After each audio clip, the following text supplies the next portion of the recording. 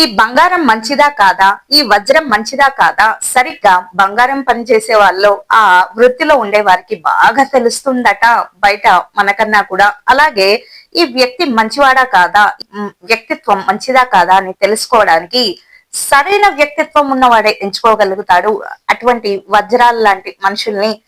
అటువంటి వాడు అన్ని కూడా పిచ్చిరాళ్ళు అనుకొని పడేస్తూ ఉంటారు చాలా వరకు. ఆ వజ్రాన్ని కూడా పిచ్చిరాళ్లతో కలిపి పడేసామనుకోండి, ఇక అటువంటి వజ్రాల్ని మనం తిరిగి వెతికినా కూడా దొరకవు. కాబట్టి నేను చెప్పింది ఏంటో అర్థమైంది అనుకుంటా.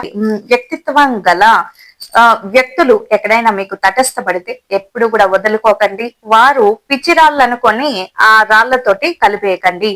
ఎప్పుడు కూడా కాలం పెట్టేటటువంటి పరీక్ష మీరు ఎలా పడిపోతారు అని చూడటానికి కాదు, మీ పరుగులో వేగం చూపటానికే తప్ప మీ పరుగులో ఎంతటి వేగం ప్రదర్శిస్తారు, ఎంతటి నైపుణ్యం ప్రదర్శిస్తారు, వీరికి ఏమాత్రము తెలివి, జ్ఞానం, ఓపిక ఉందని పరీక్ష పెట్టడానికే తప్ప మీరు పడిపోతే చూద్దామని కాదు. కాబట్టి ఈ అర్థాన్ని అర్థం చేసుకోండి. ఎప్పుడు కూడా పరీక్ష వచ్చినప్పుడు, పరీక్ష సమయం వచ్చినప్పుడు ఏమిటి నాకే ఎందుకు ఇలా జరుగుతుందని అనుకోకండి. కేవలం విజేతలకే ఎక్కువ పరీక్షలు వస్తూ ఉంటాయి. బంగారం అని తెలుసుకోవటానికి, బంగారం అని నిరూపించుకోవటానికే అగ్నిలో కాలుస్తారు తప్ప బొగ్గని నిరూపించుకోవటానికి ఏమి అగ్నిలో కాలవక్కర్లేదు.